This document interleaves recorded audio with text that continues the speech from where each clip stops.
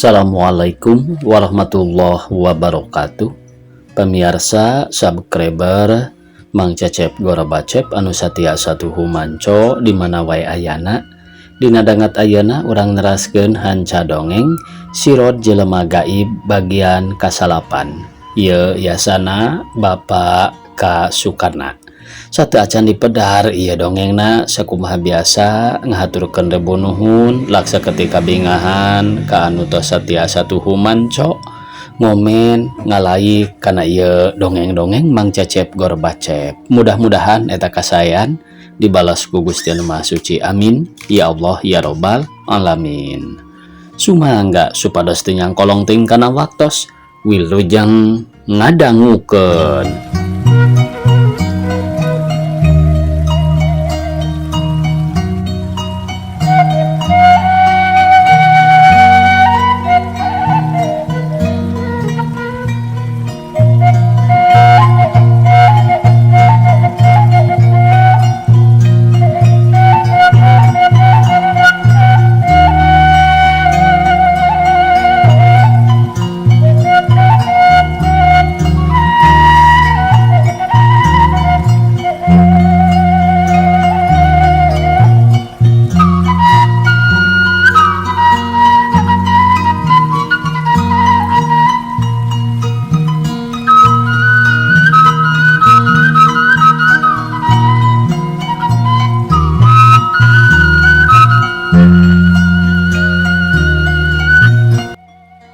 Us lalawara nyarita teh, embong kuring mah jawab si kewen bari nyagapan beheungna sieun gondok si Tihul teu pupuguh pindah deui.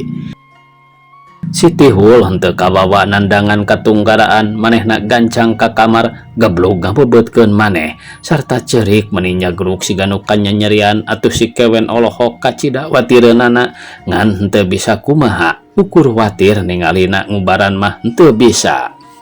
Jeroning si Tihul nyageruk semua anu nyeri pisan. Abah Jamil geus bijil tas neang naon sababna pang si Tihul bisa kitu dipeleng di jero ati neangan sabab-sababna pang bisa tepi ka kitu. Ari geus aya ibar mah nu ngabejaan manehna sifat makhluk anu halus kakara Abah Jamil bijil nyampurkeun deui si Tihul.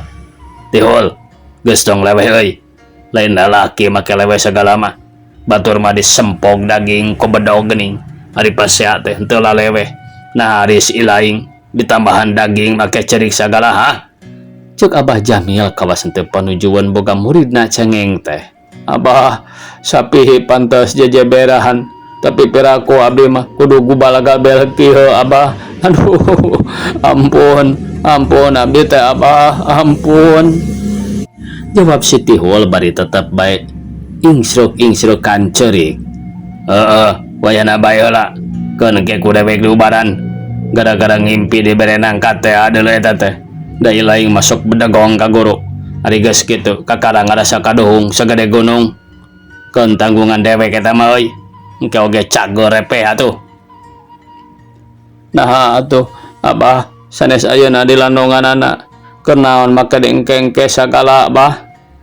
Can waktuna deuleu ayeuna mah malah penting ke mah waktuna ngalah si Sirot nu matak geus nyempe namun geus meresan si Sirot kakara ngubaran maneh. Ceuk Abah Jamil mering haleos deui. Poe eta poe sedih pikeun dirina Abah Jamil nete semplek nincak semplak atuh puguh matak nafsu nu matak Abah Jamil indit nu karek indit ka mana sararea teu nyaho geus peuting manehna kakara datang kira-kira bada Isya sarta pok manehna ngomong ka si kewen lalaunan. Kewen tuturkeun aing, ceuk Abah Jamil bari netep ka Jang Kamin jeung ka si Tihul sarta pok neruskeun omonganana. Maneh Tihul entong ngilu usapan bae tah gondok si laing sameme diubaran ku dewek cicing di dieu jeung Jang Kamin keun indit jeung Abah masih kewen bae sorangan. Ceuk Abah Jamil bari leos indit dituturkeun ku si kewen. Horeng Abah Jamil ambak pedah dieu neang Sirot henteu nyampak di imahna ari terus dipaluruh aya di imah Nyi Epon nu matak manehna balik neang heula ka si kewen serta terus mawat tambang pikeun nyangcang deui Sirod. Terus Bah Jamil nyamperkeun ka imahna Padasuki serta cicing megat Sirod anu keur ngobrol di imah. Sarta sabenerna pisan harita Sirod di jero keur ngobrol sareng Nyi Epon disaksian Padasuki nyualkeun perkara kawin. Ngarobrolna uplak pisan kawas anu penting bae ku kitu teh mah pantes lantaran loba soalna anu sangkut paut keneh sareng janji ka Abah Jamil. Kumaha tuh Jang ari ngareupan Abah Jamil? Cuk Bapak Dasuki bari netep ka Jang Sirod. Abah, ari emutan abi mah teu kedah seueur emutan. Sebatkeun bae abdi sareng Nyi Epon teh sarua sukana. Janten moal tiasa dihalangan ku sasaha oge. Kajabi upami abdi maot mah, jawab Jang Sirod semua anu yakin pisan yen Nyi Epon teh pijereun manehanana. Nya kaharti ku Abah oge, tapi Abah yang boga keyakinan nah ujang teh sanggup ngelayanan ka Abah Jamil lahir batina. Nah ujang moal rambat kamale kanu sejen lamun aya naon-naon. Abah, abdi mah terus terang bae. Sakedik oge teu aya hate hayang ngelayanan ka Abah Jamil. Eta teh kolot urang sarereaapan. Tapi lamun abdi bade ditikahkeun ka Nyi Epon, pek aya nu ngahalangan. Abdi moal tiasa dicarek. Sanaos ku rajana siluman oge, jawab Jang Sirod teguh pisan hatena teh. Tah lamun kitu mah keur Abahna oge jadi reug-reug. Teu ayeuna kaharep mah ku Abah teh rek digancangkeun bae, rek diuruskeun supaya buru-buru Nyi Epon kawin ka ujang. Cenah eta Abah Jamil jeung Abah. Wah soal kolot mah gampang. Ku Abah rek dibejakeun bae anu sabenerna. Yen Abah oge ngarasa doa lamun boga minantu ka Jang Kamin teh. Tapi lantaran budakna misuka ka ujang Sirod, kapaksa Abah teh rek nya tujuan cek Bapak Dasuki gumbira pisan. Leres Abah, abdi nyanggakeun bae kumaha Abah. Jawab Sirod bari netep ka Nyi Epon pok neruskeun omonganana. Nyai, tah kitu geuning pamandagan Abah teh. Janten ayeuna mah urang teh kantun ngantos-ngantos waktuna bae. Kumaha leres Nyai bade bela tumutur ka Akang? Kang Sirod, abdi teu aya harepana naon deui di alam dunya teh. Kajabi ti hayang laksana gaduh salaki ka Akang. Jawab Nyi Epon teu asa-asa. Nuhun atuh ari kitu mah.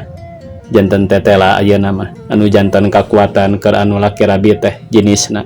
Sarta sepuh mah kantun ngawinkeun. Sumuhun kitu Kang Sirod, jawab Nyi Epon bari mesem. Sanggeus beres badamina Jang Sirod terus amitan ku pribumi diidinan barang geus diwidian kakara manehna indit. Ku Nyi Epon dijajabkeun tepikeun ka tepas hareup Jang Sirod terus ngaleos turun ti golodog. Da puguh bolan teh caang atuh nu balik katinggal matak wegah papisahna. Keur waktu Nyi Epon melong henteu kanyahoan deui tinu poek aya jalma loncat berisigan nonjok bener pisan kana ceuli atuh Sirod teh nyampoyong rarasaan asa lanjung. Sabab manehna mah bodo teu bisaeun soal gelut leuwih-leuwih ti awewe. Nu matak sakali nonjok Sirod teh meni nyoloyong bari manehna ngagoak. Aduh, cek Jang Sirod bari nyekelan puhut ceulina. Geus gawen, tong ditambah deui. Cek hiji sora bari nyamperkeun si horeng nu nyarek neunggel deui teh Abah Jamil. Aduh, cek Sirod bari muringis teu ngartieun ku polahna Abah Jamil. Kunaon sia? Aduh-aduhan Sirod. Hayang nyaho nasib si laing ayeuna. Ayo obah sia, cek Abah Jamil nyorongot. Obah kumaha Abah? Jawab Sirod pupurungkutan. Tiala aing gagal rek ngabidasa si laing teh. Tapi ayeuna geus tepi kana waktuna. Si laing kudu tunduk ka aing. Moal deuleu, moal make kampak ayeuna mah. Cukup ku leungeunna si kewen oge. Ayo peta. Moal Bah, abdi mah moal meta nyiar pasea. Tapi abdi bisa meta lamun keur nyiar baraya. Rek naon maksud Abah nu salaresna? Rek nyampunakeun umur maneh. Nya di dieu maneh kudu balik ka asal. Jawab Abah Jamil bari molotot.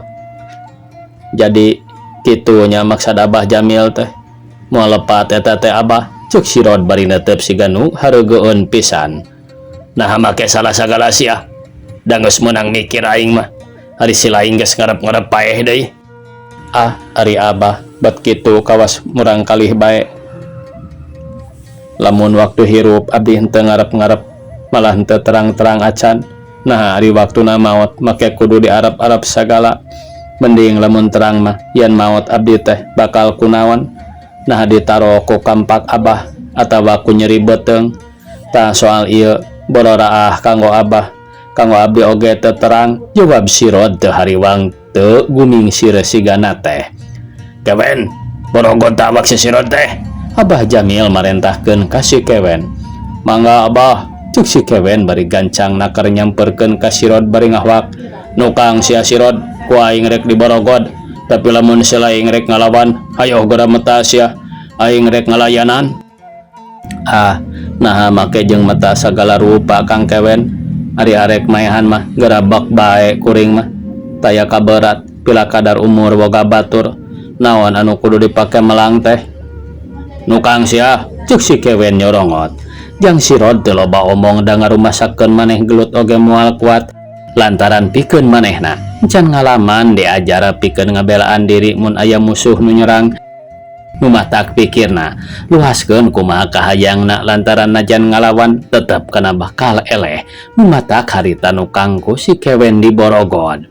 Sanggeus si Rod di borogod terus bae diiringkeun sina nuturkeun Mbah Jamil anu harita lempangna ngagedig lempang ti heula. Nu diburu kasusukan rek ngalalapkeun si Rod ngarah paehna ka keum ku cai susukan gede. Jalana ge mata keung tara kasorang ku jalma. Nyi Epon anu ningali buah hate di borogod gancang harita nuturkeun manehna taya kasieun sanajan harita peuting. Terus nuturkeun panderi bari salungkar salingkar hayang nyaho Kang si Rod teh harita rek dikumahakeun sabab geus di borogod kawas arek dipaehan nu matak diintip bae hayang nyahoon buktina. Barang harita geus tepi ka sisi susukan gede nu tara kasaba jalma, si Rod terus dideukeutkeun kana sisi eta cai. Ku si Kewen disusurung walikat si Rod disered supaya manehna ragrag ka susukan anu jero atuh jang si Rod teh mugen tina bakat ningku sieun. Abah Jamil teh keheuleun ningali si Rod magol teh gancang harita dijajak kujubar si Rod teh ragrag kana cai anu jero sarta terus ditungguan tapi si Rod teu muncul atuh Abah Jamil seri bae bari pok manehna ngomong. Kewen, ayo balik da moal bisa hanjat lantaran dibengkot tambang. Mangga Abah, cuk si Kewen bari leos leumpang nuturkeun Abah Jamil. Sanggeus Abah Jamil indit gancang Nyi Epon nyamperkeun ka lebah jang si Rod teh, tapi teteh lajang si Rod harita teu katingali. Atuh gebrus Nyi Epon teh tuturubun kana cai adik kujubar kadinya terus kabawa ku cai muter da puguh ulekan. Atuh Nyi Epon ngacerit tina bakat ning kurawas. Aw, tulung cenah. Di tempat nusuni pisan aya seraja jeritan kawas nu dibawa jurig atau mau aya nu nulung da puguh teu aya jalma nu dareukeut kadinya. Malum teu aya imah kajabat ti tatangkalan anu ngaroyom geuman sora cai ngagulidag anu harita kadenge. Tapi ari sora jalma teu aya nu tinggereneng kajaba nu jejeritan Nyi Epon bakat kuruwas sabab si Rod dilalapkeun. Tapi najan jurat jerit teu aya nu nulungan da puguh teu aya jalma sanajan Abah Jamil ge jeung si Kewen teh ngadenge ngan saukur hawar-hawar ku manehna teu dianggap tapi dianggapna angin nu ngahiuk rada gede. Nu matak manehna jongjon laleumpang da geus hasil tas ngalalapkeun si Rod. Anu ceuk pikiranana si Rod teh bakal paeh isukan manehna bungkang. Tina bakat ningku bingung Nyi Epon teh ludeung bae berus ka jero eta cai anu harita ngagulidag gedena kaliwat saking. Jeung kabeneran pisan ari gebrus ari dug teh aya nu ngadupak suku atuh manehna ngacerit da puguh di dinya poek. Tulung, aya nu ngadupak suku. Ceuk Nyi Epon sieun pisan. Katambah anu ngadupak sukuna teh dibelitkeun kana sukuna Nyi Epon atuh Nyi Epon ngagebeg hayang ngagero teu bisa. Ngan ukur legegan hayang ngagero henteu pok tapi manehna kapaksa nu ngudawet teh dirampa. Ari pek teh suku jelema atuh terbae ngaleper sieun taya papadana. Lantaran nu meulit pageuh kapaksa manehna oge najan sieun bari peureum terus nu meulit sukuna ku manehna teh dirampa. Ari pek aya awakna serta karampa tambangna atuh teg hatena teteg sabab moal salah deui nu madug bieu Kang si Rod palid kabawa ku cai. gancang harita keneh ge karawak bae dicakel terus diangkat ka luhur ari breh teteh lapisan eta badana Kang Sirod atuh gancang kunyi epon Kang Sirod diseret bae disedapkeun sina nyisi sabab dipangku mah berat terus disina nyarande kana gabirna susukan. Ari Sirod geus nyarande gancang tambangna dibuka yang Sirod meni ngaleh-leh ku kitu teh mah pantas sabab keur di jero cai manehna teh rada lila hampir-hampiran teu kuat cai asup kana sungut piraku lamun teu bungkang alusna kaburu datang Nyi Epon anu nulungan. Kang Sirod emut akang teh. Nyi Epon, oh Nyai teu sangka akang tepi ka ditulungan ku Nyai sareng saha ka dieu. Nah gening manilu dengan pisan sigana teh jawab Jang Sirod semunu bungaheun pisan. Kang abdi teh nuturkeun Abah Jamil anu ngagiringkeun akang ka dieu. Aduh lamun seug ku abdi teu dituturkeun moal terang panginten abdi teh yen akang rek dilelepkeun. Nuhun Kang Sirod akang salamet ku leungeun abdi anu janten jalana kumaha teu kunanawan Kang. Henteu Nyai akang teu aya awak nu bareuh atawa kulit nu cacat kajabi ti ieu mah pakaian akang nu jalibrug ku cai jawab Jang Sirod bari imut. Kang Sirod sami atuh Kang ari jalibrug mah da abdi oge baraseuh ieu hayu atuh urang hanjat Kang teu kiat ku tiris abdi mah. Hayu Nyai urang hanjat bisa Nyai hanjat ka luhur ceuk Sirod bari neuteup ka Nyi Epon anu katojok ku bulan remang-remang. Buka atuh Kang Sirod da luhur geuning lampingna oge tadi mah meuni teu karasa jeung teu aya kasieun deui gebrus bae abdi teh hayang nulungan akang tapi ari ayeuna hayang hanjat rada bingung. Keun ku akang urang bantuannya ridho Nyi Epon amun ku akang dicekel. Mangga Kang Sirod teu nawan-nawan abdi mah margi ari keur ditulungan mah sanaos dipangku oge teu nanaon sanes jawab Nyi Epon bari imut. Leres teu naon-naon upami rasa urang teu naon-naon mah jawab Jang Sirod bari terus nyekelan leungeun Nyi Epon kawas nu dituntun bae.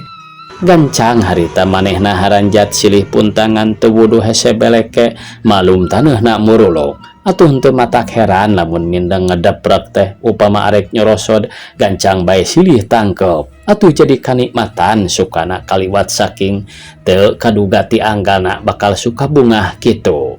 Barang geus hanjat ka luhur duanana ting galibrig ngebut-ngebutkeun bajuna malah mah terus dipereut sarta ger saleuserian teu aya pisan kasieun malum ku kitu teh mah duanana geus tarigin tibatan teu laksana ngahiji ngajadi rabi kajeun teuing pondok umur moal genah panasaran. Nyi Epon teh beuki geulis lain geulis kaulinan beungeutna katojo bulan atuh mani matak uruy matak kabita nu ningal nya kitu deui Sirod ge harita make kataji neuteup pamun teu Nyi Epon manih teu ngiceup-ngiceup atuh Nyi Epon teh mesem sarta pok nyarita kieu. Kang Sirod kunaon ningal bae ka abdi teh abdi mah rada arisin ceuk Nyi Epon bari ngadelek matak nyeblak kana hate. Barang ditanya kitu teh gelenyu Jang Sirod imut tina bakat ningku bungah asa ditangtang birahi anu matak nungtun nafsu nanging sanes nafsu goreng ieu mah nafsuna nyaah anu kalimpud ku asih teu aya wates wangana sarta pok bae ngajawab sorana teh laun pisan.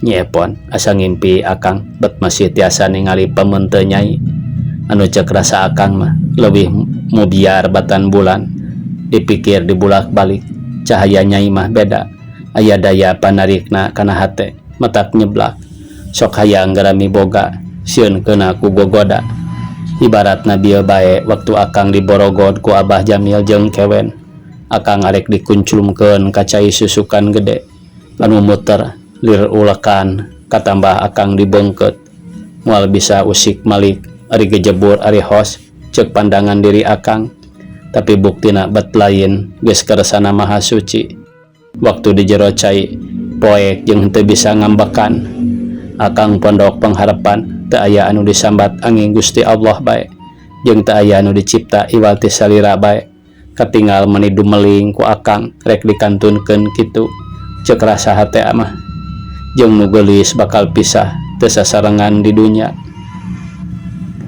Tapi ari pek buktosna geuning maot jauh keneh salira tos kersa angkat terisi najan ti peuting nuturkeun jalmi curaling teu naragtag sieun setan najan ka tempat nu angar malah kalah kanulungan wantun ancrup kana cai milari raga diri engkang sarta engkang teh kapendak madug kana suku Nyai geus kersana Gusti Allah atau engkang katulungan ayeuna teh hirup keneh sarta bisa neuteup beungeut ditilik disidik-sidik sarta ku engkang kacipta rarai Nyai teh teu beda sareng rarai nu dicipta ku engkang di jero cai numawi engkang neuteup teh tah kitu sarsilahna mah sanes engkang neuteup ngewa sanes neuteup tanda keheul tapi neuteup tanda geugeut si horeng nu nulungan nyelametkeun jiwa akang istri geulis tanpa tanding teu aya cawadeunana atuh engkang dingah pisan numawi tetep ningali jawab sirod bari mesem semu anu kayungyun kureng ka polah Nyi Epon barang dijawab kitu mah Nyi Epon oge gumujeng namun gumujeng dipengkek ku kitu teh mah era dipuji satakara kabak atuh teu bisa ngomong kapihelaan ku puji tapi laun-laun sadar pok Nyi Epon ngomong deui Kang Sirod perkawis hirup jeung paeh eta mah urusan Gusti abi oge henteu terang naon nu bakal kalakon naha senang naha ripuh naha hirup naha paeh abdi henteu terang pisan malah mah ayeuna oge teu kapikir ti tadina disangka peuting ieu teh abdi bakal sare tibra waktos engkang bade mulih tapi ari dina prakna mah kalah tos nuturkeun akang nu katingal di Borogod kalah los nuturkeun akang nu katingal di Borogod komo barang abdi ningal akang bade dilelepkeun ka susukan anu gede abdi teh meuni mentegeg sarta reuy hayang nulungan ari tos hasil maksad mah kantun bunga nu aya ayeuna sareng akang teh abdi geus ngahiji deui bisa ngobrol bari lempang silih teuteup silih deuleu tapi sanaos kitu ge abdi ayeuna tumaros naha emutan akang teh bade mulihna ka mana naha rek ka bumi akang atawa ngiring ka abdi namung cek emutan abdi mending ge ngiring ka abdi ka bumi akang hariwang bilih heug diarah deui malum Abah Jamil galak carara taya rasa parasaan ceuk Nyi Epon bari neuteup semu geugeut Nyi Epon nuhun kana pangangkeun mahnya namung akang bade teras wangsul bae kitu oge upami atos ngajajabkeun ka Nyai jawab Sirod bari mesem oh kitu Kang Sirod muhun atuh Kang ari keukeuh peteukeuh teu kersa diangkeun kararompok mah teu naon-naon atuh terus lempang deui milih jalan anu suni ngarah henteu ka Progo moal bantrok jeung Mbah Jamil lamun aya di luar teh barang harita geus tepi ka imahna Padasuki atuh Padasuki atoh ningal anakna datang teh lantaran ti tadi oge manehna teu geunah cicing hariwangeun ku anakna anu indit tanpa pamit nuturkeun ka Abah Jamil Epon di mana Nyai teh ceuk Padasuki bari nitah diuk ka anakna jeung ka Sirod wangsul ti susukan gede Abah margi hariwang ku Kang Sirod anu diborogod ku Abah Jamil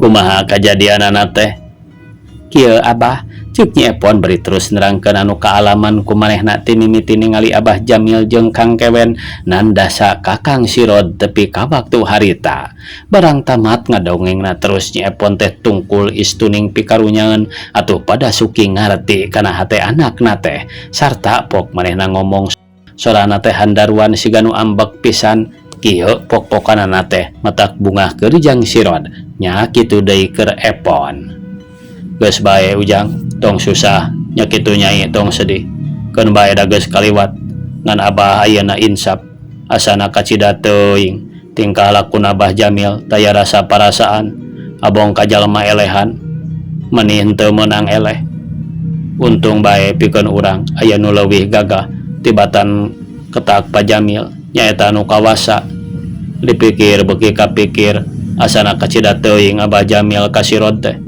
mindeng teuing nandasa teu aya pikir ras-rasan teu ingeteun ka bapana anu geus loba nulungna bade mah Bapa Sirod lain si itu si eta Mbah Jamil ge teu wanion lantaran lamun geus ngamuk teu aya nu sanggup newak dina ilmuna teh luhur ngalewihan Abah Jamil. Ngan salahna Bapak Sirod ari ceuk pikiran Bapak ilmuna teh keur sorangan, manehna teu boga murid, ilmuna teh aya nu mulung, malah mah anakna oge teu aya pangabisana. Buktina Sirod elehan di kitu di kieu mangga najan dipaehan oge. Tapi geus kersana Gusti ari nu teu boga dosa sok hese pisan cilaka. Ayeuna mah Bapak janji maneh bakal dikawinkeun kalawan moal ningali nah Abah Jamil ambak atawa manehna sadar lantaran Bapak teresep Bah Jamil bet jadi kitu. Ayeuna adatna beda sok hayang menang sorangan, aing bener batur salah, aing alus batur goleng. Sabab lamun teu buru Nyai jeung Sirod karawin boa bakal leuwih bahaya. Nu matak moal kapalang ayeuna mah Abah nekad moal rek dikagok-kagok. Lamun hidap tas kawin teh rek nanggap nu mantun bae, ceuk Bapak Dasuki bari nitah disalin ka anakna ari jang Sirod dibere salin ku pakeanana Abah Dasuki.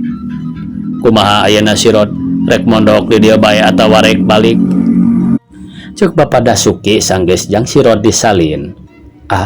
Bade wangsul bae abdi mah Bapak. Ludeng kira-kirana moal dipegat deui ku Abah Jamil engkeh? Moal sugan Bapak, margi upami bade dipegat oge panginten bieu geuning teh aya nanaon, margi anjeunna henteu terangeun. Jawab Sirod kawas henteu dipikiran soal nu kitu mah. Nya pek bae atuh ari kitu mah. Jiga ditu geura balik geus peuting keun ku Bapak didoakeun di jalana ulah aya naon-naon. Nuhun Bapak. Mugi-mugi bae pangdoa Bapak sing diijabah ku Gusti Nu Maha Suci. Serta abdi sing tiasa deui dongkap ka dieu, ceuk jang Sirod bari ngareret ka Nyi Epon pok neruskeun omonganana. Nyai, mana pakean akang anu baraseuh teh? Ku akang ayeuna bade dibantun, sangkan enjing tiasa diseuseuh heula. Kang Sirod, keun ku abdi bade diseseuhan Kang. Margi ayeuna mah akang teh tos cindok pisalakieun abdi. Piraku abdi kedah tega ngan teu pakean akang anu jareblog di dieu. Sawios Kang Sirod, ku abdi bade diseseuh. Jawab Nyi Epon bari imut. Nuhun atuh Nyai, sareng nuhun Abah. Abdi tos dipasihan salin, ceuk jang Sirod bari terus amitan rek ninggalkeun eta tempat. Sanggeus diwidian wangsul gancang Sirod harita teh ninggalkeun Rama Nyi Epon, ku Nyi Epon dijajabkeun tepikeun ka lawang panto. Sanggeus pada nyararita manehna silih doakeun gancang Sirod teh ngaleos ngagidig muru imahna. Abah Jamil teu dipikir padahal mah kaliwatan. Waktu jang Sirod ngaliwat ka lebah imah Pa Jamil, ngeng ku manehna kadenge aya nu ceurik nyagruk sasambat mata karunya. Atuh terus disampeurkeun kawas nu hayang nyaho.